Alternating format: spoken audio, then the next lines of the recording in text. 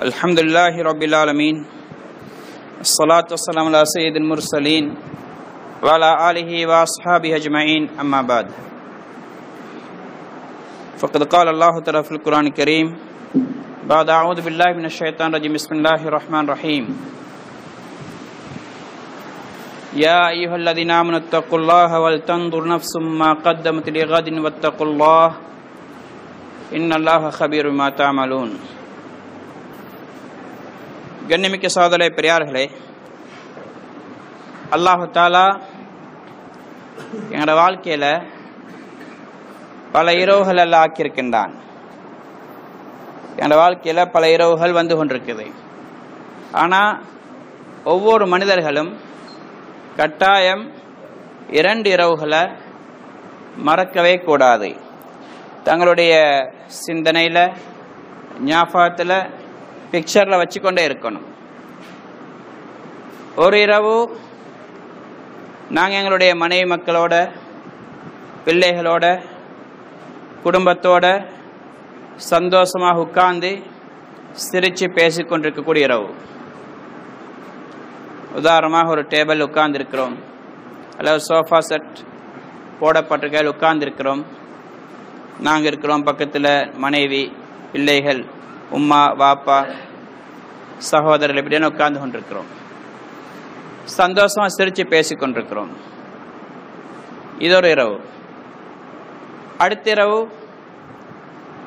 நாங்கள் மௌத்தாகி கபூரில் அடக்கப்பட்ட முதல் இரவு, ஃபர்ஸ்ட் நைட் ஆஃப் கபர், கபருடைய முதலாவது இரவு.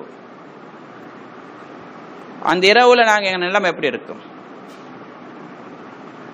நாங்கள் நேற்று மனைவி, மக்கள், பிள்ளைகள் எல்லாம் அப்படியே சுற்றி உட்கார்ந்துருந்தாங்க. இன்றைக்கு அந்த எங்கள் இடம் காலியாக இருக்கும். நேற்று சந்தோஷமாக சிரிப்பு, கலகலப்பு, பேச்செல்லாம் இருந்துச்சு.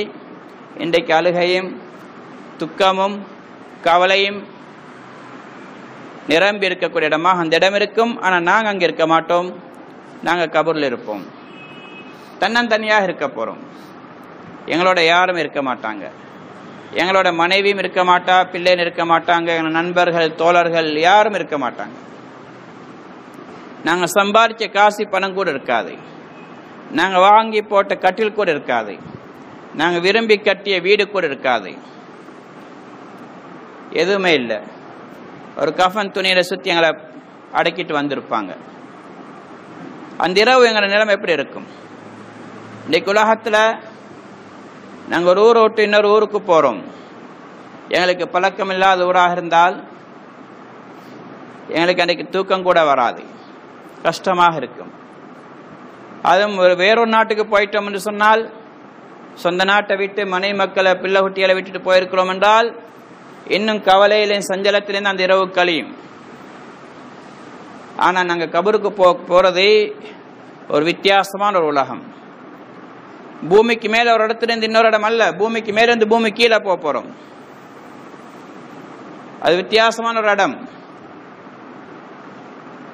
இப்போ அந்த இரவுல என்ன நிலைமை என்னவாக இருக்கும்? என்னோட எப்படி நடக்கும்? இன்னைக்கு ஒவ்வொரு மனிதரும் தன்னுடைய திருமணத்துடைய முதல் இரவுக்காண்டி இன்னைக்கு தயாரிப்பு செய்வாங்க. வாலிபர்கள் திருமணம் முடிக்க போகிறவங்க அதனுடைய சட்டங்களை கேட்பாங்க, எப்படி நடந்து கொள்ளணும், எப்படி செய்யணும் இதெல்லாம் விசாரிப்பாங்க. அந்த இரவுல வெற்றியாக இருக்கணும் என்பதற்காக வேண்டி. அந்த முதல் இரவுல வெற்றி அடைஞ்சவங்க யாரும் நிரந்தரமாக வெற்றி அடைவாங்க என்ற சரித்திரமும் இல்லை. அதே நேரத்தில் முதல் இரவுல தோல்வி அடைஞ்சவங்க அதுக்கு பிறகு வரக்கூடிய இரவுகளில் தோல்வி அடைவாங்கன்னு கிடையாது. ஆனால் கபருடைய முதல் இரவு அப்படி அல்ல. கபருடைய முதல் இரவுல யார் தோல்வி அடைவாங்களோ அவங்க நிரந்தர தோல்வி. வெற்றி அடைஞ்சா நிரந்தர வெற்றி. அதனால உஸ்மான் ரலியல்லாஹு தஆலா அன்ஹு கபருக்கு பக்கத்தால போவாங்கண்டா தாடி நனையும் வரைக்கும் அழுவாங்க. ஏன் அழுவுறீங்கன்னு கேட்டா சொல்லுவாங்க, இது கபர் முதலாவது மன்சில், ஆஹிராவுடைய மன்சில்கள்ல. இதுல வெற்றி அடைஞ்சிட்டா இதுக்கு பிறகு எல்லாத்திலையும் வெற்றி, தோல்வின்னா எல்லாத்திலையும் தோல்வி.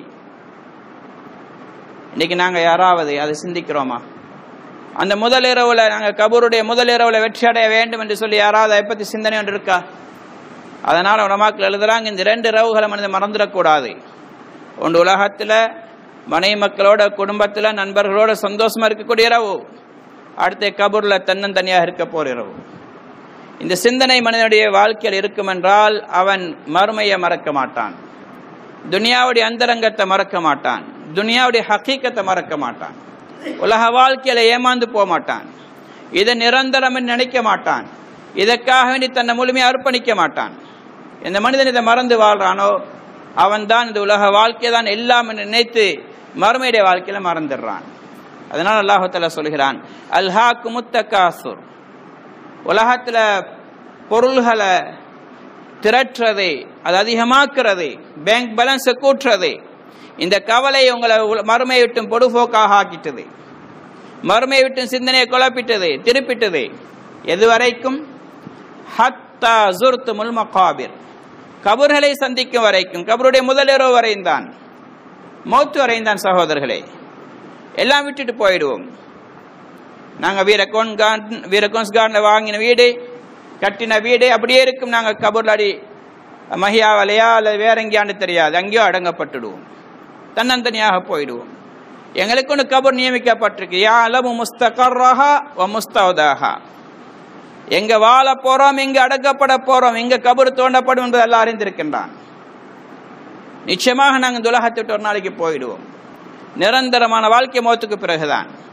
அதனால மறுமையுடைய சிந்தனையை முன் வச்சு எங்களோட வாழ்க்கை அமைச்சு கொள்ள வேண்டும். அல்லாஹ் தஆலா நான் ஆரம்பத்தில் ஓதி காட்டின ஆயத்தில் அல்லாஹ் சொல்கிறான், யா அய்யுஹல்லதீன ஆமனு தக்குல்லாஹ், ஈமான் கொண்ட மக்களே நீங்கள் அல்லாஹ்வை பயந்து வாழுங்கள், அல்லாஹ்வை அஞ்சிக் கொள்ளுங்கள். வல் தன்துரு நஃப்சும் மா கத்தமத் லிகாதின் வத்தகுல்லாஹ், அல்லாஹ் சொல்றான், நாளைக்கு ஒவ்வொரு ஆத்மாவும் நாளைய தினத்துக்காக நீ என்ன தயாரிப்பு செய்திருக்கிறேன் என்று பார்த்து கொள்ளட்டும். நாளை தினம்டா நாளைக்கல்ல, மௌத்துக்கு பிறகுள்ள வாழ்க்கை. உலமாக்கள் எழுதுறாங்க, தஃப்சீருடைய உலமாக்கள், ஏன் அல்லாஹ் தஆலா மறுமையை பற்றி கதன், நாளை என்று அல்லாஹ் சொல்கிறான்? நாளை என்பது தூரம் அல்ல. அல்லாஹ் தஆலா கேட்கிறான், அலைஸு சுப்ஹு பிகரீப், என்ன காலை என்பது நெருக்கம் இல்லையா? காலை நெருக்கமான நேரம் இல்லையா? இரவு வந்த அடுத்த நாள் காலை. இது மாதிரி நாளை என்பது தூரம் அல்ல சகோதரர்களே. நாங்கள் கியாமத் என்றா ரொம்ப நீளம், ரொம்ப தூரம் நினைச்சு கொண்டிருக்கிறோம். அல்லாஹ் சொன்னா நாளைக்கு, நாளைக்கு இப்பே மௌத்தா என கியாமத் தொடங்கிடும் சகோதரர்களே. இதற்கான என்ன செய்து கொண்டு அல்லாஹ் சொன்னா, ஒவ்வொருத்தரும் பார்த்து கொள்ளுங்க, செக் பண்ணுங்க, கணக்கு பாருங்க. வியாபாரிகள் சிலவங்க ஒவ்வொரு இரவும் கணக்கு பார்ப்பாங்க, சிலவங்க மாசத்துக்கு ஒருக்கா, சிலவங்க 6 மாசத்துக்கு ஒருக்கா. அல்லாஹ் சொல்லா, நீங்க ஒவ்வொருத்தரும் ஒவ்வொரு நாளும் நாளைக்கு என்ன செஞ்சிருக்கேன்னு கணக்கு பாருங்க. மறுமைக்கு என்ன செஞ்சிருக்கிறீங்க, மௌத்துக்கு பிறகு என்ன தயாரிப்பு செஞ்சிருக்கிறீங்க. ஏன் இது ஒன் வே ட்ரக், இதுல போனவங்க யாரும் ரிட்டர்ன் வர முடியாது, ரிவர்ஸ்ல வரவும் முடியாது, போய்கொண்டே இருக்க வேண்டும். திரும்பி வந்த சரித்திரம் கிடையாது. துல்கர்னைன், இஸ்கந்தர் துல்கர்னைன் முழு உலகத்தை ஆட்சி செஞ்சவர். அவர் மௌத்தாகினத்துக்கு பிறகு வசியத் செஞ்சாரு, என்னுடைய 2 கைகளை வெளியே போட்டுட்டு போங்க, வெளியே காட்டி கொண்டு போங்க, என்னுடைய கை 2 விரிஞ்ச மாதிரி மக்கள் எல்லாரும் பார்க்கட்டும். கேட்டாங்க, ஜனாசாவை கையை கட்டின மாதிரி அல்ல, ஜனாசா பக்கத்தில் வச்சு தானே கொண்டு போவாங்க, ஏன் உங்களோட கையை விரிச்சு கொண்டு போக சொல்றீங்க? சொன்னாங்க, முழு உலக மக்கள் விளங்கி கொள்ளட்டும், இஸ்கந்தர் துல்கர்னைன் முழு உலகத்தை ஆட்சி செஞ்சாரே, ஆனா உலகத்தை விட்டு போகும் பொழுது எதையும் எடுத்துட்டு போகல, வெறும் கையோட போகிறார். முழு உலகத்தை ஆட்சி செஞ்ச மனிதன் எதையும் எடுத்துட்டு போகலாட்டி நாங்க என்ன எடுத்துட்டு போறோம்? எங்களோட என்ன வர போகுது? எங்களோட ஈமான்ங்கிற அமல், இதை தவிர வேற எதையும் நாங்க எடுத்துக்கொண்டு போக முடியாது. மோதிரத்தை கலட்டிடுவாங்க, தங்க பல்லு போட்டிருந்தா ஷரியத்தில் அனுமதி இருக்குது, வராசத்காரங்க விரும்பினா கலட்டி எடுக்கலாம், விரும்பினா விட்டுடலாம், கலட்டுறதுக்கு உரிமை இருக்கு. அது கூட எங்களுக்கு சொந்தம் கிடையாது, எல்லாத்தையும் விட்டு போறோம். கஃபன் துணி கூட அவங்க எங்க மானத்தை மறைக்கிறதுக்கான ஷரியத் கடமையாக்கி இருக்க என்பதனால் தாராங்க, இல்லாட்டி அது கூட தருவாங்களான்னு தெரியாது. எத்தனையோ மக்கள் வாப்பாவோட ஜனாசா வச்சு கொண்டு சண்டை பிடிக்கிறாங்க, சொத்து பிரிக்கிறதுக்கு. வாப்பாவோட ஜனாசா வைக்கப்பட்டிருக்கு, இன்னும் அடக்கல்ல, அதுக்குள்ள பிரச்சனை. சிலவங்க வாப்பாவோட ஜனாசா வைக்கப்பட்டிருக்கு, இன்னும் ஜனாசா அடக்கல்ல. மையத்தூட்டுக்கு வந்திருக்கிறார் ஒருத்தர், அவர் வெளிநாட்டுக்கு அனுப்புறார், உதாரணமா ஜப்பானுக்கு அனுப்புறார். இவர்கிட்ட கேட்கிறாரு, ஜப்பானுக்கு போக சான்ஸ் உண்டு இல்லையாண்டு. யாரு? மையத்துடைய மகன். வாப்பாட ஜனாசா இன்னும் அடக்கல்ல. நிறைய நடக்கு சகோதரர்களே. இதான் உலகத்துடைய வாழ்க்கை. எல்லாத்தையும் மறந்துடுவாங்க. இன்னைக்கு வாப்பா உம்மா, ஏண்ட பிள்ளை, ஏண்ட மனைவி, என்னுடைய சகோதரன், என்னுடைய சகோதரன் சொல்லிக் கொண்டிருக்கிறோம். மௌத்தாகி கொஞ்ச நாள் எல்லாம் மறந்துடுவோம். இப்ப நாளைக்கு யாசின் ஓதுவாங்க, 2-3 ஜும்மாவுக்கு போவாங்க, பெருநாள் வந்தால் கிட்டத்தில் போவாங்க. அதுக்கு பிறகு சொல்லுவாங்க, வாப்பாவை இந்த துண்டை எங்கேயோ தான் அடைக்கணும், இங்கெங்கேயோ தான் அடைக்கணும்னு சொல்லுவாங்க. இங்கே தான் கூட சொல்ல தெரியாது, மறந்துடுவோம். இதான் உலக வாழ்க்கை சகோதரர்களே. துவால வாப்பட ஞாபகம் வராது, உம்மட ஞாபகம் வராது, கணவனுடைய ஞாபகம் வராது. கொஞ்ச காலத்துக்கு தான், அதுக்கு பிறகு மறந்துடுவாங்க. ஏதாவது கவலை, ஏதாவது துன்பம், ஏதாவது சந்தோஷம், அப்படியான நேரத்தில் கொஞ்சம் ஞாபகம் வந்துட்டு போகும், அதுக்கு பிறகு மறந்துடுவாங்க. இன்னைக்கு நாங்கள் எங்களோட பெற்றோர்களை, எங்களோட குடும்பத்தினரை மறந்த மாதிரி எங்களை மக்கள் மறந்துடுவார்கள். ஆனால் அல்லாஹ் அடுத்து சொல்கிறான், வலா தக்கூனு கல்லதீன நஸுல்லாஹ ஃபஅன்ஸாஹும் அன்ஃபுஸஹும். யார் அல்லாஹை மறந்து வாழ்ந்தார்கள் அவர்களை நீங்க ஆக்கிடாதீங்க, அல்லாஹும் அவர்களை மறக்கடிக்க செய்துடுவான். அல்லாஹ் சொல்றான், ஃபல்யௌம நன்ஸாக்கும் கமா நஸீதும் லிகா யௌமின ஹாதா. இன்றைய தினம் எங்களை நீங்க சந்திக்கிறது எப்படி மறந்தீங்களோ, மறுமை ஒன்று இருக்குது, அல்லாஹுக்கு முன்னால் எழுப்பப்படுவோம், அல்லாஹை சந்திப்போம் என்பதை எப்படி நீங்க மறந்து வாழ்ந்தீங்களோ, அதே மாதிரி இன்றைய தினம் உங்களுக்கு இரக்கம் காட்டுவதை விட்டு நாங்கள் மறந்துட்டோம்.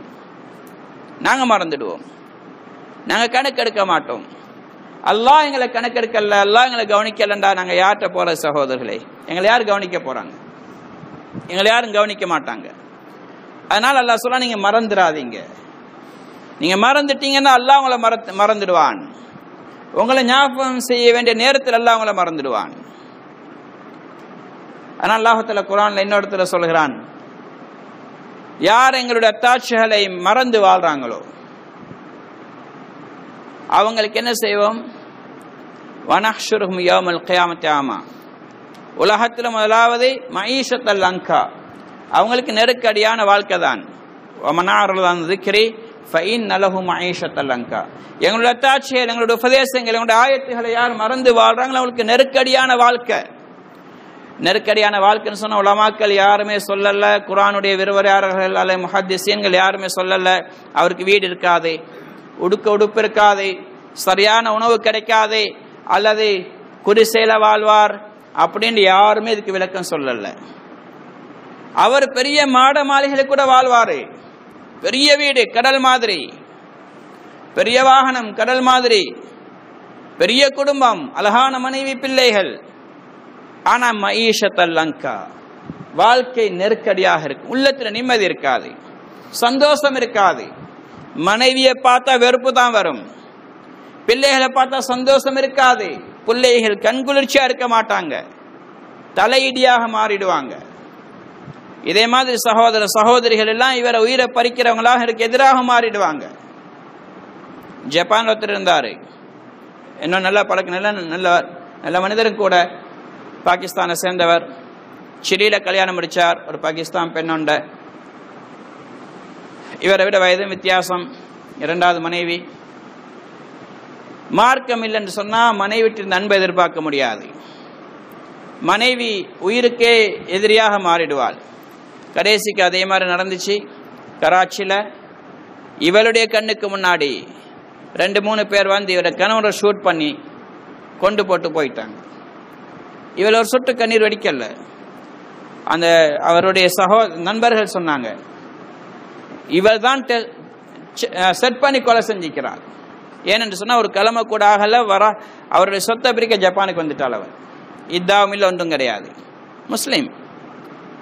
ஒரு கிழமை ஒரு 10 நாள் ஆகியிருக்கும், அவள் அங்கே வந்துட்டாள் அவருடைய சொத்தை கணக்கு பார்த்து பிரிக்கிறதுக்காக வேண்டி.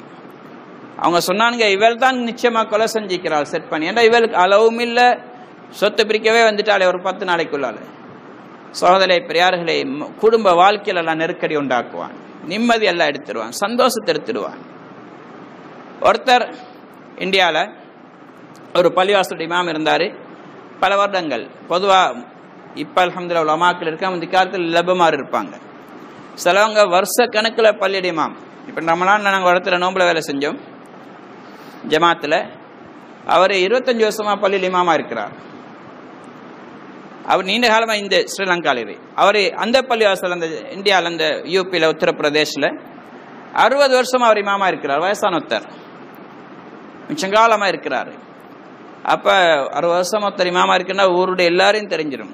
அவனோட ஆப்பம்மா யார், குடும்பம், சொந்த பந்தங்கள், பேரப்பிள்ளை எல்லாரும் தெரியும். அப்போ அதில் ஒருத்தர் இருந்தார் ஊர்வாசி, அவருக்கு பிள்ளை பாக்கியம் இல்லை, குழந்தை பாக்கியம் இல்லை. அவர் வந்து சொல்லார், ஹதரத் எனக்கான துவா செய்யுங்க, எனக்கு குழந்தை பாக்கியம் கிடைக்கிறதுக்கு. அவர் துவா செஞ்சார். இவரும் வேறு வேறு இடங்களில் துவாக்கள் செஞ்சிருப்பார். பல்லா குழந்தையை கொடுத்துட்டான். இப்போ 17-18 வருஷம் ஆக இந்த பொடியனுக்கு, இந்த குழந்தை பெருசாகி இப்போ பொடியன் ஆகிட்டான்.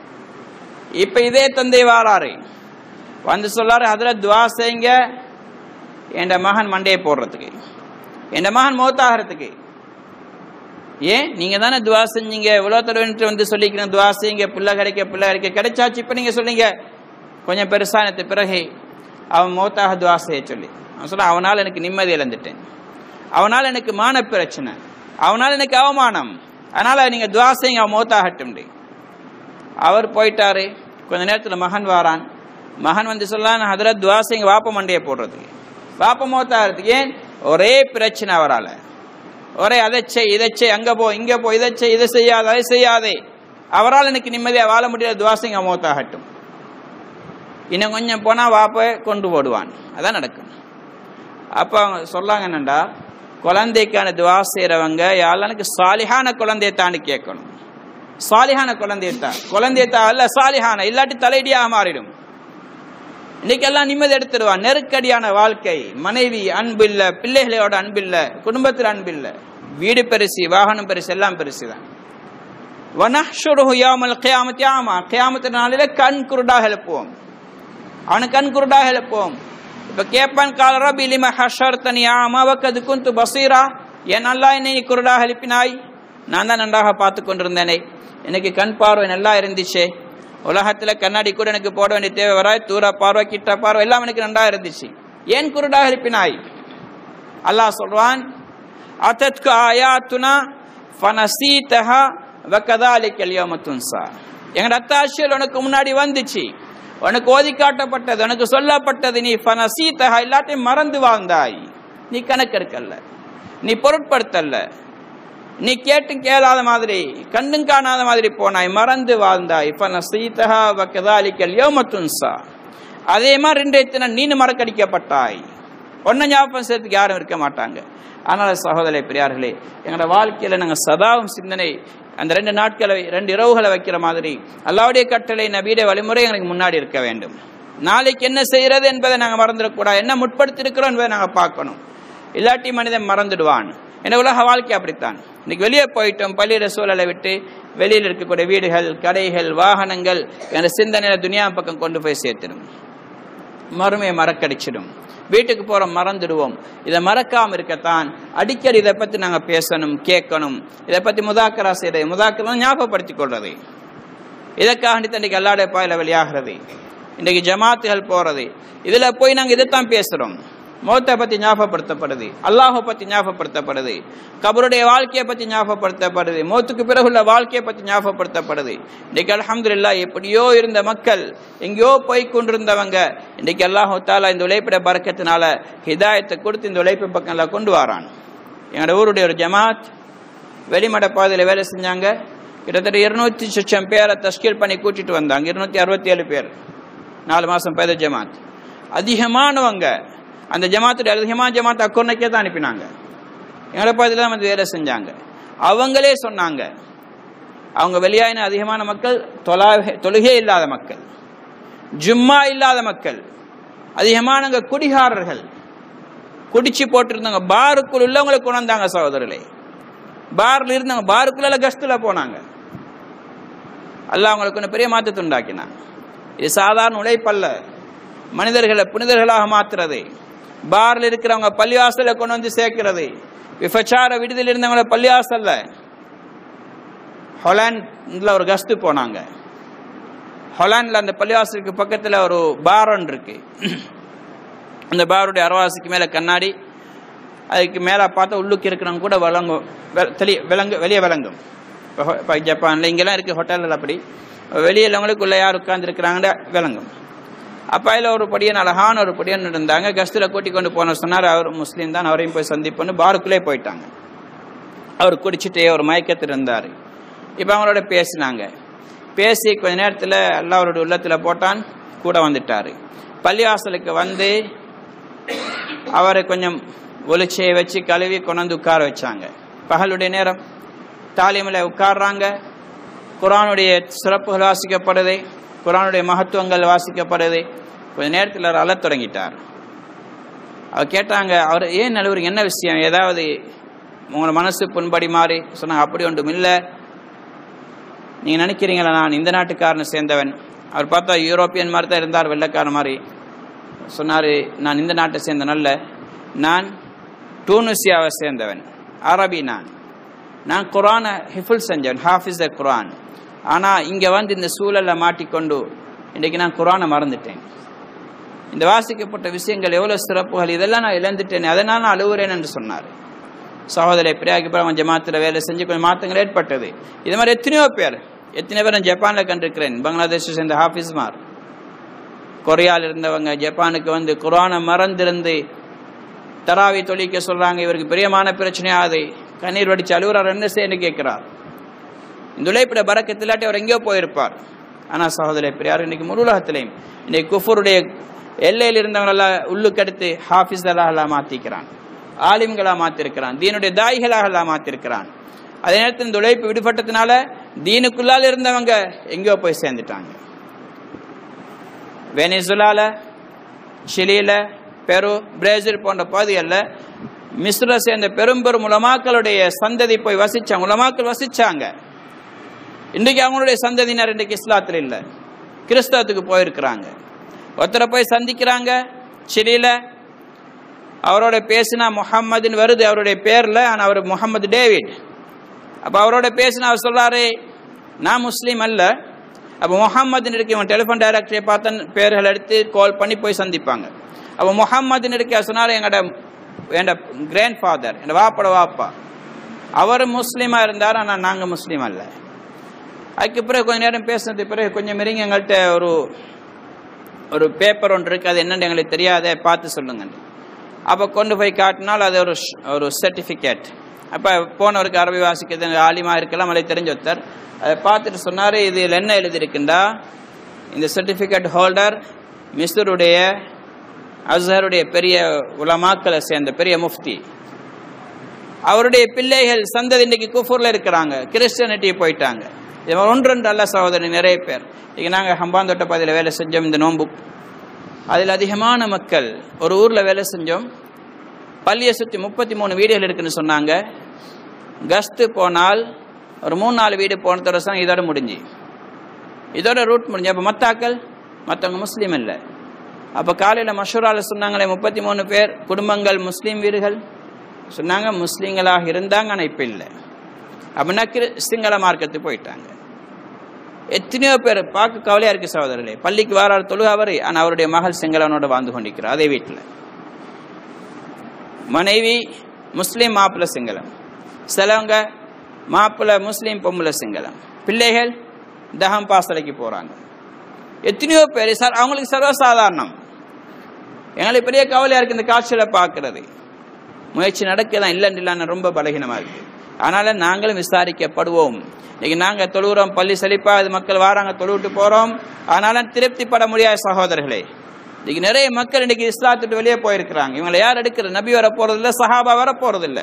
நாங்கள் தான் இந்த உழைப்பை செஞ்சாகணும். தயாராகும் இன்ஷா அல்லாஹ். சொல்லுங்க இன்ஷா அல்லாஹ். அவசரமாக ஒரு 4 மாதங்கள் இந்த தீனுக்காக வேண்டி என்னுடைய வாழ்க்கையை பாதுகாக்கிறது மட்டுமல்ல, எங்களுடைய சகோதரிய வாழ்க்கையை பாதுகாக்கிறது நாங்கள் முயற்சி செய்யணும்.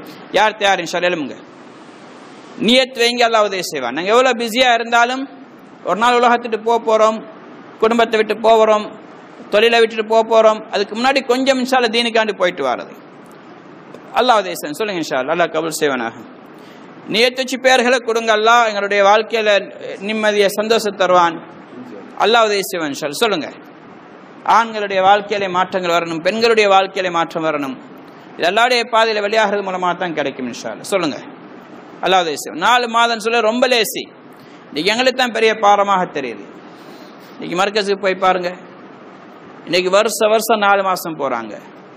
அதிகமானவங்க இப்போ 6 மாதத்துடைய தர்த்தீபுக்கு வராங்க. 6 மாதம் போகிறாங்க.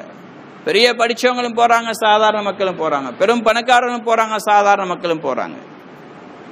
இன்றைக்கி அல்லாஹ்வுத்தாலா லேசாக்கி தந்திருக்கிறாங்க. கஷ்டமல்ல. நாங்கள் தான் இன்றைக்கி துனியாவில் பிஸியாக தெரியுது எங்களுக்கு. ஆனால் உண்மையில் நாங்கள் தீனை விட்டு தூரமானதுனால எங்களுக்கு இப்படி பிஸி ஆகிட்டோம். கொஞ்சம் நாங்கள் முன்னுக்கு ஏறிட்டா அல்ல எங்களுக்கு லேசாக்கும். துனியாவை கண்ணியமாக தருவான். முயற்சி 40 நாளைக்கு சொல்லுங்களேன் அவசரமாக போகிறதுக்கு. ஸ்டூடெண்ட்ஸ் ஜமாத்தும் இன்ஷா அல்லாஹ் வெளியாகிறாங்க 2ஆம் தேதி. அதோட சேர்ந்து பழையவங்களும் போக வேண்டிய தேவை இருக்குது. கொஞ்சம் இன்ஷா அல்லாஹ் தக்காசாக்கான்னு வெளியாக நல்லா உதவி செய்வான் இன்ஷா அல்லாஹ். பெரிய ஒரு தேவை. A-level முடித்த மாணவர்கள் இவங்க எதிர்காலத்தில் டாக்டராகவோ இன்ஜினியராகவோ இல்லை வேறு அமைப்பில் முன்னேறக்கூடியவர்கள். அவங்களோட கூட நாங்கள் வழிகாட்டியாக போனோம்னு சொன்னால் அவங்க செய்யக்கூடிய தீனுடைய சேவைகள் எல்லா நன்மைகளுக்கும் கிடைக்கும் இன்ஷா அல்லாஹ். அல்லாஹ் தேசம் சொல்லுங்கள் இன்ஷா அல்லாஹ். யார் தயார் இன்ஷா அல்லாஹ்? ஒரு 40 நாளைக்கான்னு சொல்லுங்களேன். தியாகம் செய்யாமல் தீன் அடைய முடியாது. தியாகம் செய்யாமல் தீனுடைய பெருமதி வரவும் முடியாது. இன்றைக்கி துனியாவுக்காக நாங்கள் தியாகம் செய்கிறோம். எவ்வளோ நேரம் கொடுக்குறோம்? 8 ஹவர் 10 ஹவரும் கொடுக்க தயார். தீனுக்காக வேண்டி 2.5 மணி நேரம் எனக்கு கஷ்டமாக தெரியுது. உண்மையிலே நாங்கள் துனியாவுடைய விஷயத்தில் பெரும் தியாகிகள் சகோதரரை. ஒருத்தர் இன்னொருத்தர் அறிமுகப்படுத்தினார் கிண்டலுக்காக வேண்டி. இவர் பெரிய தியாகி. அவர் தாவத்தில் உழைப்பில் ஈடுபடுறார். எப்போ பார்த்தாலும் ஜமாத், எப்போ பார்த்தாலும் மஷூரா, எப்போ பார்த்தாலும் பள்ளின்னு போகிறாரு. பிஸ்னஸை கவனிக்கிறார் இல்லை குடும்பத்தை கவனிக்கிறார் இல்லைன்றே ஒரு கிண்டலாக சொன்னார். பெரிய தியாகின்றி அவர் சொன்னார், நான் நல்ல பெரிய தியாகி. உண்மையில பெரிய தியாகி இவர் தான். அது எப்படி சொல்லாரு? நான் அழிஞ்சு போகக்கூடிய இந்த சின்ன துனியாவை அழிவே இல்லாத பெரிய ஒரு மறுமைக்காக வேண்டி சொர்க்கத்துக்கான தியாகம் செய்கிறேன்.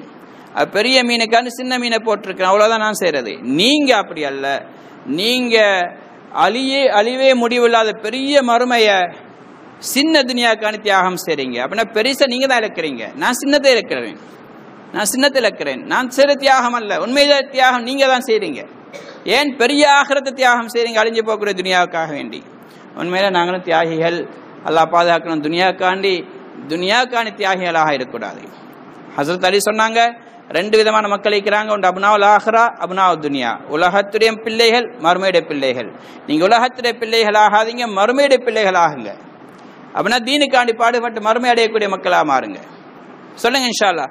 அல்லாஹ் உதவி செய்வான். இன்ஷா அல்லாஹ் 3